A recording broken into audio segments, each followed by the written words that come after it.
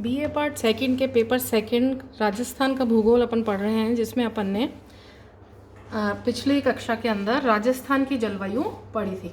आज एक नया टॉपिक चालू कर रहे हैं, वो है राजस्थान का अपवाह तंत्र। तो सबसे पहले अपन ये समझें कि अपवाह तंत्र क्या होता है। कि अपवाह तंत्र वो होता है कि किसी क्षेत्र में जो नदियाँ प्रवाहित हो रही हैं और मुख्य नदी तथा उसकी सहायक नदियों का जो प्रवाह क्षेत्र होता है उसे अपवाह तंत्र कहते हैं। तो राजस्थान के अंदर अगर अपन देखें कि राजस्थान के अपवाह तंत्र को 3 भागों में विभाजित किया जाता है, या राजस्थान के अंदर 3 प्रकार के अपवाह तंत्र पाए जाते हैं।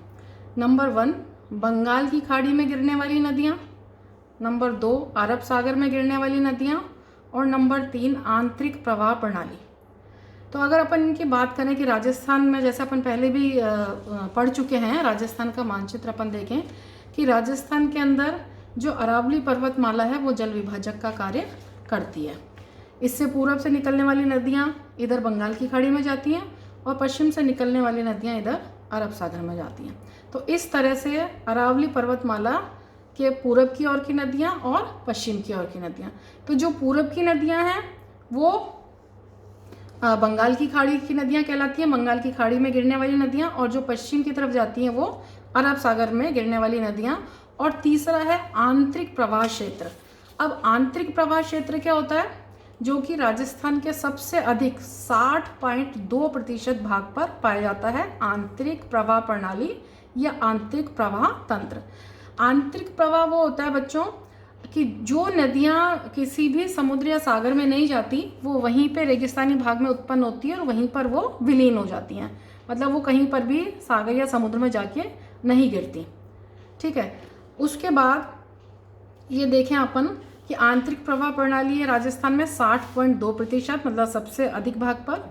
उसके बाद बंगाल की खाड़ी में गिरने वाली नदियाँ 23% भाग को कवर करती हैं और अरब सागर में गिरने वाली नदियाँ 17%। इसके बाद आज अपन पढ़ रहे हैं बंगाल की खाड़ी में गिरने वाली नदियाँ।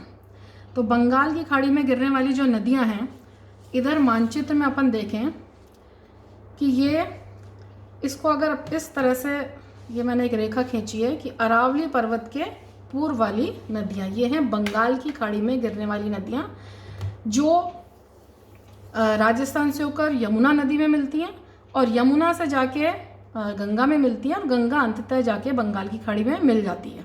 ठीक है।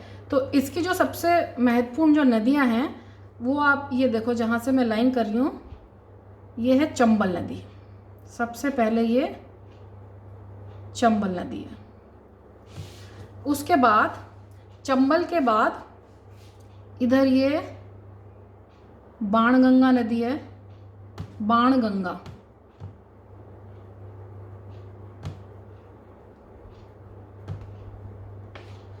दूसरी बाणगंगा के नीचे गंभीर नदी है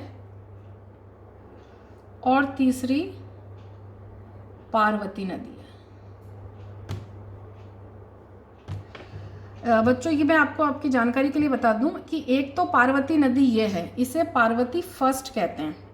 ठीक है। और दूसरी पार्वती नदी इधर चंबल की सहायक नदी में है, वो पार्वती नदी इधर है। ये चंबल की सहायक नदी है पार्वती, इससे पार्वती सेकंड या पार्वती 2 कहते हैं। अब सबसे पहले, क्योंकि ये चंबल नदी प्रमुख नदी है राजस्थान की, अपन चंबल नदी के बारे में पढ़ते हैं।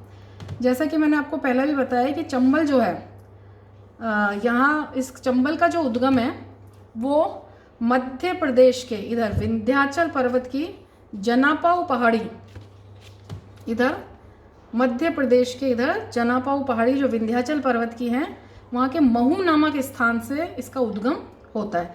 और इसके उद्गम के बाद ये इधर देखो उत्तर पूर्व की ओर बहने के बाद ये राजस्थान में इधर भैंसरौड़गढ़ के पास, जो कि चित्तौड़गढ़ के समीप है ना, वहाँ पे चूलिया जलप्रपात बनाती है और वहाँ पे राजस्थान में प्रवेश करती है। तो इसका इम्पॉर्टेंट पॉइंट है कि राजस्थान में ये चित्तौड़गढ़ में भैंसरौड़गढ़ के पास प्रवेश करती है और वहाँ पर ये चूलिया जलप्रपात बनाती है।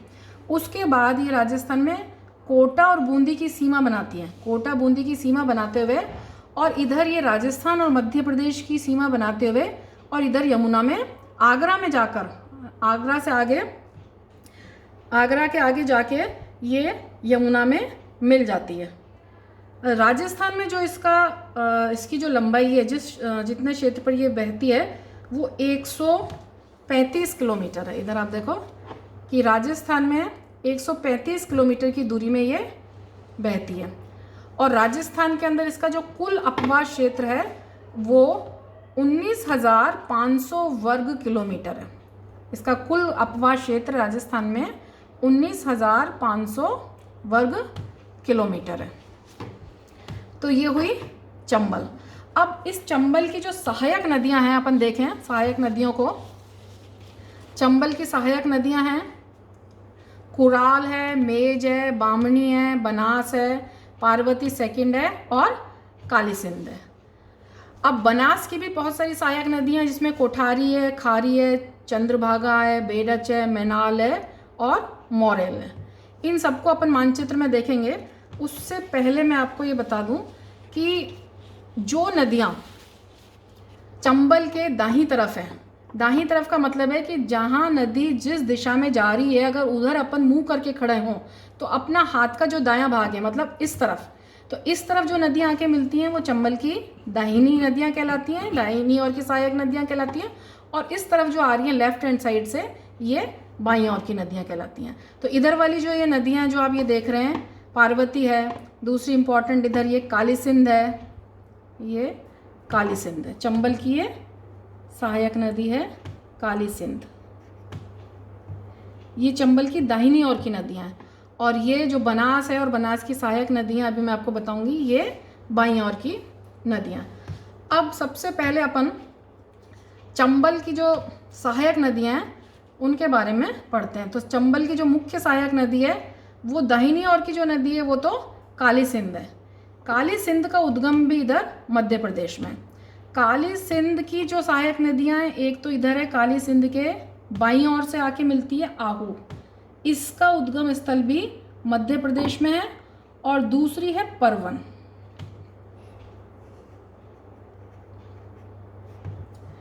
दूसरी है परवन। तो इसका जो काली सिंध का जो प्रवाह क्षेत्र है वो इधर झालावाड़ और कोटा, फिर उसके बाद ये चंबल में जाके इधर मिल जाती है।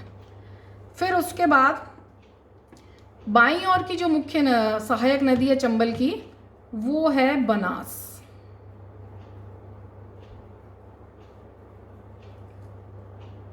बनास नदी बाईं ओर की जो प्रमुख नदी है, इधर आप देख रहे हैं, वो है इधर ये बनास नदी। बनास नदी का उद्गम इधर राजसमंद जिले में कुंभलगढ़ के निकट होता है, खमनौर की पहाड़ियों से, अरावली पर्वतों से होकर ये इधर राजसमंद, उदयपुर, चित्तौड़गढ़, भीलवाड़ा, अजमेर, टोंक, बूंदी, और बूंदी में आके ये रामेश्वरम के पास चंबल से मिलती है।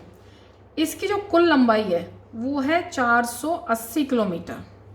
इसकी जो कुल लंबाई है वो 480 किलोमीटर है। और दूसरी ये बरसाती नदी है। चंबल तो मौसम 12मासी नदी थी, हमेशा पानी रहता है इसके अंदर। चंबल राजस्थान की एकमात्र 12मासी नदी है। और बाकी जो नदियाँ ये बनास जो है ये बरसाती नदी है। बरसाती नदी केवल इसमें मानसून के अंदर या बारिश में इसके अंदर पानी रहता है, लेकिन इसकी विशेषता ये है कि यहाँ पे भूमिगत जल हो जाता है, जिसकी वजह से यहाँ पे कुओं द्वारा यहाँ पे सिंचाई होती है। और इधर बनास नदी पे इधर टोंक के पास टोडा रायसिंग में बीसलपुर बांध है। बीसलपुर बांध बना हुआ है, जिससे इस क्षेत्र को पीने का पानी और सिंचाई का पानी सुलभ होता है। अब अपन बात करें कि बनास नदी की जो सहायक नदियाँ, इधर से देखिए, इधर कोठारी, ये बनास है, बनास के दाहिनी तरफ की सहायक नदियाँ कोठारी है, फिर ये खारी, उसके बाद मासी है, या मांशी भी लिखा हुआ है कई किताबों में, और मांशी की सहायक नदी है ये इधर बांडी। और इधर जयपुर के पास मोरेल नदी है बनास की सहायक, और मोरेल की सहायक नदी है ढूंढ। और इधर दाहिनी ओर की जो बनास की सहायक नदियां हैं वो है बेडच और बेडज के अंदर आके गंभीरी नदी मिल जाती है। यह है गंभीरी और मैनाल। तो जहाँ पे इधर भेड़ज,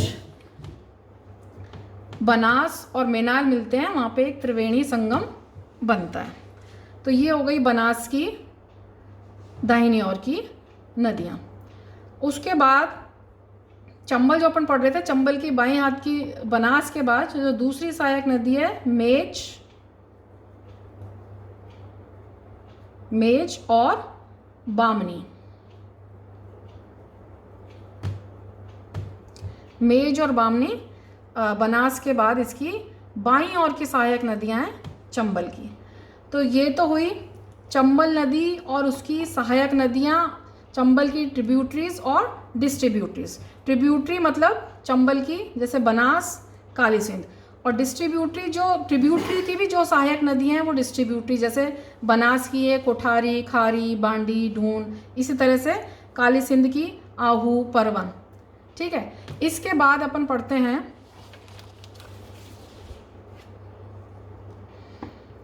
बंगाल की खाड़ी में जो गिरने वाली नदियां हैं।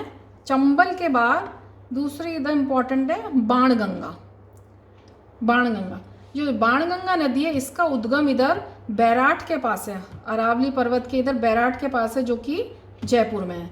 बैराट में अगर आपने महाभारत देखी हो, सुना हो कि जहाँ पर पांडवों ने अज्ञातवास अपना बिताया था 1 वर्ष का, वही विराटनगर, उसे ही बैराट कहते हैं। तो यहाँ विराटनगर या बैराट से निकलकर ये राजस्थान और इधर उत्तर प्रदेश, यूपी की सीमा बनाते हुए, और ये आगरा के पास फतेहाबाद में ये यमुना से मिल जाती है। और राजस्थान के अंदर ये जयपुर, दौसा और भरतपुर के अंदर इसका प्रवाह क्षेत्र है। तो ये हुई बाणगंगा के बाद दूसरी है गंभीर। मैं वापस आपको बता दूं, इधर अपन ने पढ़ी थी बनास की जो सहायक नदी है वो है गंभीरी। ठीक है, इस पे ध्यान दो, इधर है गंभीरी, और जो इधर बाणगंगा के इधर दक्षिण में है वो है गंभीर।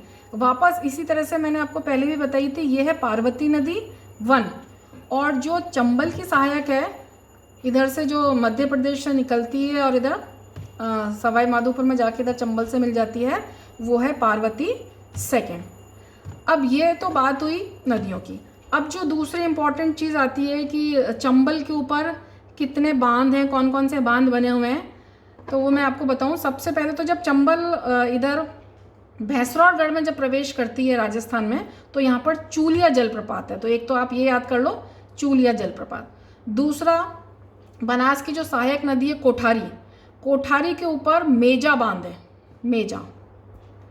और इधर बनास के ऊपर, बनास के इधर बीसलपुर के पास, जो कि टोंक के पास है, बीसलपुर में बीसलपुर बांध है, जहाँ से इस वाले एरिया को पेयजल और सिंचाई की सुविधा प्राप्त होती है। अब अपन आते हैं चंबल नदी के ऊपर जो मुख्य बांध है वो बहुत इंपॉर्टेंट है। तो चंबल नदी के ऊपर जो सबसे पहला बांध है वो है गांधी सागर बांध। गांधी सागर बांध जो कि एमपी में स्थित है। फिर एमपी के बाद जो दूसरा बांध आता है वो इधर आता है राणा प्रताप सागर बांध, जो राजस्थान में है, चित्तौड़गढ़ जिले के रावतभाटा नामक स्थान में राणा प्रताप सागर बांध। उसके बाद तीसरा है जवाहर सागर बांध। जवाहर सागर बांध जो है वो बेटा कोटा और बूंदी के अंदर आता है। और चौथा है कोटा बैराज, जो कि कोटा के अंदर है। तो इन सब चारों बांधों से इस पूरे एरिया को सिंचाई व जल विद्युत की सुविधा प्राप्त होती है। और चंबल के बारे में जो बहुत इंपॉर्टेंट चीज़ है वो है चंबल के बीहड़ या यहाँ की उत्खात स्थलाकृति, बैडलैंड टोपोग्राफी। मैंने आपको पहले भी पढ़ाई थी कि विश्व के सबसे ज़्यादा, सबसे अधिक जो बीहड़ है वो चंबल बेसिन में पाए जाते हैं, और धौलपुर के अंदर विश्व के सर्वाधिक बीहड़ पाए जाते हैं। उत्खात स्थलाकृति का मतलब होता है बहुत ऊबड़ खाबड़ भूमि। पहले मैंने आपको डिटेल में पहले वाले लेक्चर में आपको बता चुकी हूँ, बैडलैंड टोपोग्राफी। तो चंबल नदी अपनी बैडलैंड टोपोग्राफी या उत्खात स्थलाकृति के कारण विश्व में प्रसिद्ध है। तो ये जो अपन ने आज नदियाँ पढ़ी, ये हैं बंगाल की खाड़ी में गिरने वाली नदियाँ। इसके पश्चात दो अपनी और हैं, वो अपन सेकंड लेक्चर में पढ़ेंगे। अरब सागर में गिरने वाली नदियाँ और आंतरिक प्रवाह प्रणाली की नदियाँ। कि जो अरब सागर में गिरने वाली नदियाँ हैं वो 17% भूभाग पर है, और सबसे ज़्यादा पहले भी मैंने बताया आंतरिक प्रवाह प्रणाली लगभग 60% भूभाग। नेक्स्ट क्लास में अपन अरब सागर में गिरने वाली नदियों के बारे में पढ़ेंगे।